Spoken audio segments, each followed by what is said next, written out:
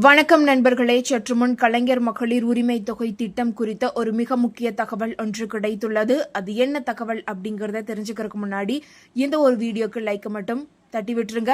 நீங்க கொடுக்குற ஒவ்வொரு லைக்கும் எங்களுக்கு ரொம்பவே சப்போர்ட்டிவா இருக்கு. அதனால மறக்காம இந்த வீடியோக்கு லைக் கொடுத்துருங்க. கவர்மெண்ட்டுடைய நலத்திட்டங்கள் பற்றிய தகவல்களை உடனுக்குடன் குயிக் அப்டேட்டா கொடுத்துட்டு வரும். எல்லா தகவலும் கண்டிப்பா உங்களுக்கு பயனுள்ளதா இருக்கும்.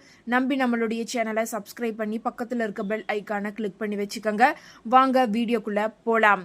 அதாவது உங்களுடன் ஸ்டாலின் முகாம் தொடங்கி 45 நாட்களை நிறைவு செய்திருப்பதால் புதிதாக கலைஞர் மகளிர் உரிமை தொகை திட்டத்திற்கு விண்ணப்பித்த பெண்கள் தங்களின் விண்ணப்பங்கள் மீதான அப்டேட்டை எதிர்நோக்கி உள்ளனர்.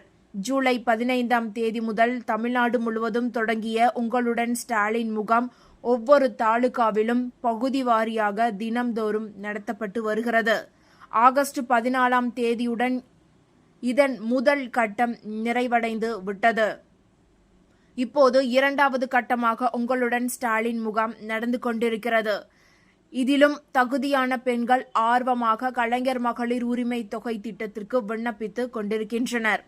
இந்த முகாமில் கொடுக்கப்படும் மனுக்கள் மீது 45 நாட்களுக்குள் நடவடிக்கை எடுக்கப்படும் என அரசு உறுதியளித்திருப்பதால் கலைஞர் மகளிர் உரிமை தொகை திட்டத்துக்காக புதிதாக விண்ணப்பித்த பெண்கள் அப்டேட்டை எதிர்பார்க்க தொடங்கியுள்ளனர்.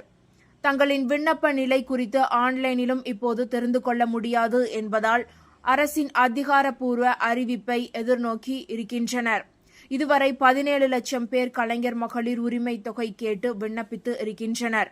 இந்த சூழலில் துணை முதலமைச்சர் உதயநிதி ஸ்டாலின் உங்களுடன் ஸ்டாலின் முகாம் குறித்து சென்னை தலைமை செயலகத்தில் அதிகாரிகளுடன் ஆலோசனை நடத்தினார். இந்த மனுக்கள் மீதான பரிசீலனை தொடங்குவது குறித்தும் கலைஞர் மகளிர் உரிமை தொகை திட்டத்தில் அடுத்த கட்ட நடவடிக்கை எடுப்பது குறித்தும் அதிகாரிகள் ஆலோசித்து இருக்கின்றனர். இப்போதைய சூழலில் முதல் கட்டமாக பெறப்பட்ட மனுக்களை பரிசீலிக்க அதிக வாய்ப்புகள் இருக்கிறது. முதலமைச்சர் வெளிநாட்டு சுற்றுப்பயணத்தை முடித்துக்கொண்டு சென்னை திரும்பிய பிறகு இந்த திட்டம் தொடர்பான அறிவிப்புகள் வெளியாகலாம். ஏனென்றால் செப்டம்பர் 15, 2025 அன்றுதான் இந்த திட்டம் தொடங்கப்பட்டது.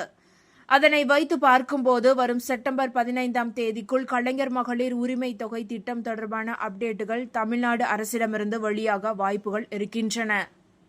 இதற்கிடையில் உங்களுடன் ஸ்டாலின் திட்ட மனுக்கள் ஆற்றில் மிதந்த விவகாரம் குறித்த மிக முக்கிய தகவல் ஒன்று கிடைத்துள்ளது.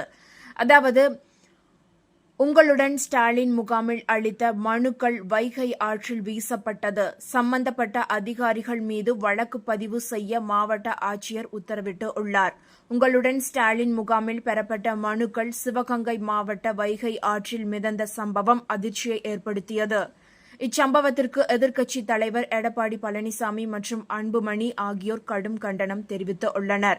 இந்நிலையில் உங்களுடன் ஸ்டாலின் முகாமில் பெறப்பட்ட மனுக்கள் வைகை ஆற்றில் மிதந்த விவகாரத்தில் திருப்புவனம் வட்டாட்சியர் விஜயகுமார் பணியிட மாற்றம் செய்யப்பட்டு உள்ளார். மேலும் கவனக்குறைவாக இருந்ததாக 7 அலுவலர்கள் மீது துறை ரீதியான நடவடிக்கை எடுக்கப்பட்டுள்ளதாக மாவட்ட ஆட்சியர் பொற்கொடி உத்தரவிட்டு உள்ளார்.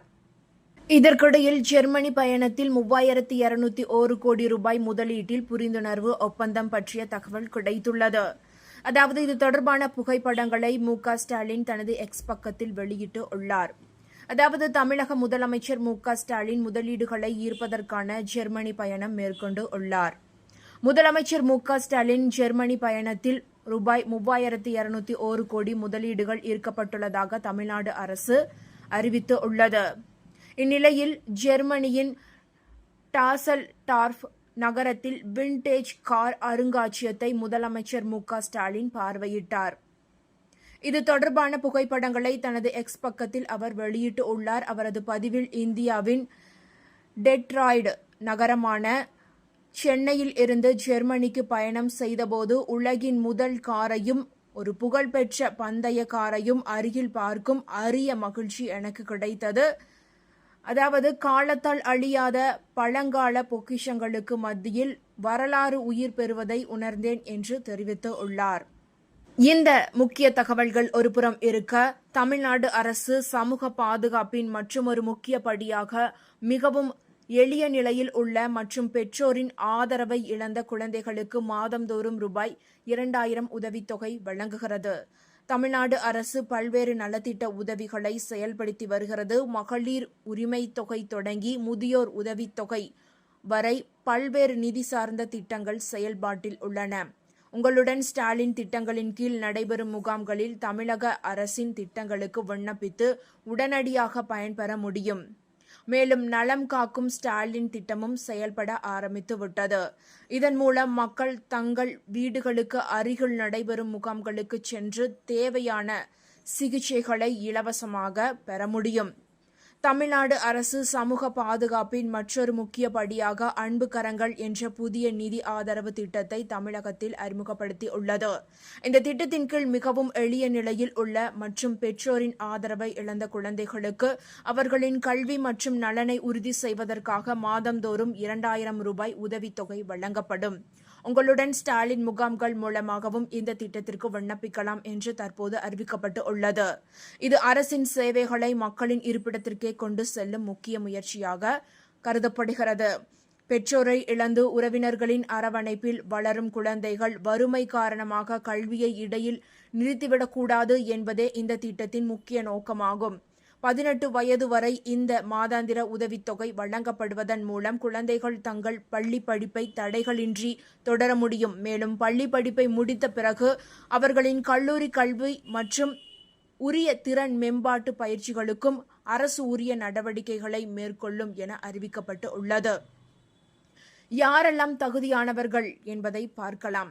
அதாவது ஆதரவற்ற குழந்தைகள், தாய் மற்றும் தந்தை என இருவரையும் இழந்த குழந்தைகள், கைவிடப்பட்ட குழந்தைகள், அதாவது பெற்றோரில் ஒருவர் இறந்து மற்றொரு பெற்றோர் குழந்தையை கைவிட்டு சென்ற நிலையில் உள்ள குழந்தைகள், சிறப்பு ஆதரவு தேவைப்படும் குழந்தைகள், அதாவது பெற்றோரில் ஒருவர் இறந்து மற்றொரு பெற்றோர் கடுமையான உடல் அல்லது மனநல பாதிப்புடன் இருந்தால், அதேபோல பெற்றோரில் ஒருவர் இறந்து மற்றொரு பெற்றோர் சிறை தண்டனை அனுபவித்து வந்தால், பெற்றோரில் ஒருவர் இறந்து மற்றொரு பெற்றோர் உயிருக்கு ஆபத்தான நோய்களுடன் வாழ்ந்து வந்தால், இப்படிப்பட்ட குழந்தைகள் இந்த ஒரு திட்டத்திற்கு விண்ணப்பிக்க தகுதியானவர்கள்.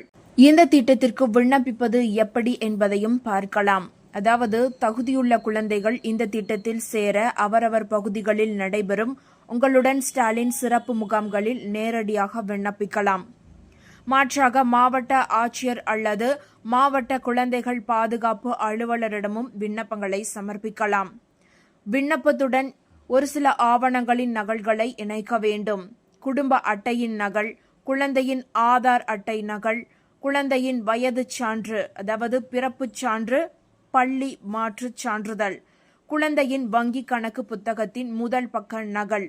இந்த அன்பு கரங்கள் திட்டம் தமிழக அரசின் பல்வேறு சமூக நலத்திட்டங்களான மகளிர் உரிமை தொகை, முதியோர் ஓய்வூதியம் போன்றவற்றுடன் இணைந்து சமூகத்தின் மிகவும் நலிவடைந்த பிரிவினருக்கு ஒரு விரிவான பாதுகாப்பு வலையை உருவாக்குவதை நோக்கமாக கொண்டுள்ளது.